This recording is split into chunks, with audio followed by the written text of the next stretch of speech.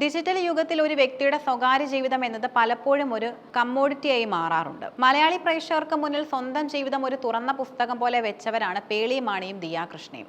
മക്കളുടെ ജനനവും വളർച്ചയും വ്ലോഗുകളിലൂടെ പങ്കുവയ്ക്കുന്ന ഇവർക്ക് ലഭിക്കുന്ന സ്വീകാര്യതയുടെയും വിമർശനങ്ങളുടെയും കാരണങ്ങൾ പരിശോധിക്കേണ്ടതുണ്ട്. മലയാളി ഇൻഫ്ലുവൻസർമാരുടെ ഇടയിൽ ക്വീൻ എന്ന് വിളിക്കാവുന്ന വ്യക്തിത്വമാണ് പേളി മാണിയുടേത്. ടെലിവിഷൻ അവതാരികയായി വന്ന് പിന്നീട് വ്ലോഗിങ്ങിലൂടെ ലക്ഷക്കണക്കിന് ആരാധകരെ നേടിയെടുക്കാൻ പേളിക്ക് സാധിച്ചു. പേളി മാണിയുടെ ഏറ്റവും വലിയ കരുത്ത് അവരുടെ പെരുമാറ്റത്തിലെ ലാളിത്യമാണ്. വലിയൊരു താരമെന്ന ഭാവമില്ലാതെ ആരാധകരോട് ഇടപഴകുന്നത് അവരെ ജനപ്രിയയാക്കി. ഒരിക്കലൊരു യാത്രയ്ക്കിടെ തന്റെ കുഞ്ഞിനെ എടുക്കാൻ ഒരു ആരാധകന് നൽകിയത് സോഷ്യൽ മീഡിയയിൽ വലിയ ചർച്ചയായിരുന്നു. സാധാരണയായി സെലിബ്രിറ്റികൾ കാണിക്കുന്ന അമിത ജാഗ്രതയോ അകൽച്ചയോ ഇല്ലാതെ തന്റെ മക്കളോട് ആരാധകർക്കുള്ള സ്നേഹം പേളി തിരിച്ചറിയുന്നു.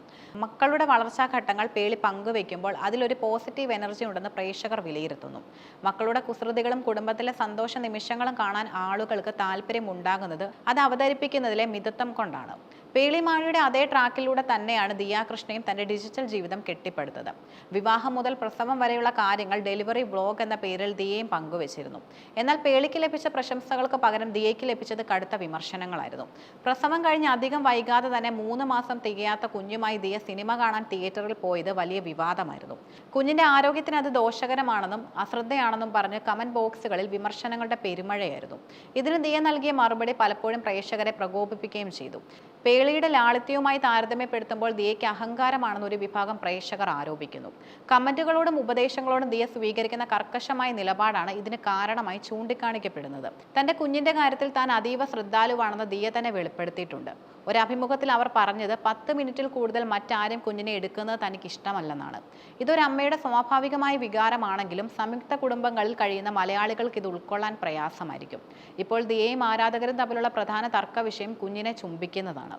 കുഞ്ഞിന്റെ മുഖത്ത് ഉമ്മ വയ്ക്കുന്നത് അണുബാധയ്ക്ക് കാരണമാകുമെന്ന് ദിയ ഇൻസ്റ്റാഗ്രാം സ്റ്റോറികളിലൂടെ നിരന്തരം പറയുന്നു. ഇത് വൈദ്യശാസ്ത്രപരമായി ശരിയാണെങ്കിലും വീട്ടുകാർ പോലും കുഞ്ഞിനെ സ്നേഹപ്രകടനത്തിന്റെ ഭാഗമായി ചുംബിക്കരുതെന്ന് പറയുന്നത് മറ്റുള്ളവരെ വേദനിപ്പിക്കുന്നതാണെന്നും വിമർശകർ പറയുന്നു. സ്വന്തം വീട്ടുകാരെ പോലും പരോക്ഷമായി വിമർശിക്കുന്ന റീലുകൾ ദിയ പങ്കുവയ്ക്കുന്നത് പലതരം ഊഹാപോഹങ്ങൾക്കും വഴിതെളിക്കുന്നു. തുടർച്ചയായ വിമർശനങ്ങളും ഉപദേശങ്ങളും സഹിക്കാനാവാതെ തന്റെ സ്വകാര്യ ജീവിതം ഇനി സോഷ്യൽ മീഡിയയിൽ അധികം പ്രദർശിപ്പിക്കേണ്ട എന്ന തീരുമാനത്തിൽ ദിയ എത്തിയിരിക്കുകയാണ്.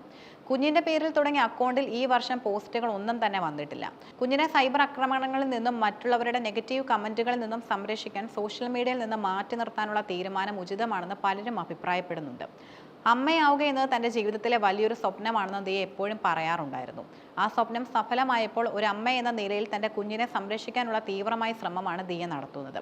പേളി മാണി ഒരു ലിബറൽ ശൈലി പിന്തുടരുമ്പോൾ ദിയ ഒരു പ്രൊട്ടക്റ്റീവ് ശൈലിയാണ് സ്വീകരിക്കുന്നത്.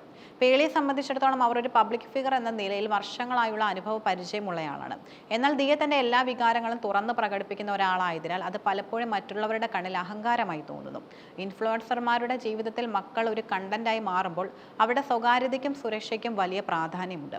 പേളി മാണിയെ പോലെ എല്ലാവരെയും ഉൾക്കൊള്ളുന്ന ശൈലി ആയാലും ദിയ കൃഷ്ണയെ പോലെ കർക്കശമായ നിലപാടുകളായാലും ഓരോ അമ്മയ്ക്കും സ്വന്തം കുഞ്ഞിനെ വളർത്താൻ അവരുടേതായ രീതികളുണ്ട്. സോഷ്യൽ മീഡിയയിലെ വിമർശനങ്ങൾ പലപ്പോഴും അതിരുവിടുന്ന സാഹചര്യത്തിൽ മക്കളുടെ സ്വീകാര്യത സംരക്ഷിക്കാൻ ദിയയെ പോലുള്ളവർ എടുക്കുന്ന തീരുമാനങ്ങൾ സ്വാഗതാർഹമാണ്. പേളിയുടെ വിജയം ദിയയുടെ പ്രതിസന്ധിയും നമുക്ക് കാണിച്ചു തരുന്നത് ഡിജിറ്റൽ ലോകത്ത് എങ്ങനെ പെരുമാറണം എന്നതിനെക്കുറിച്ചുള്ള പാഠങ്ങളാണ്.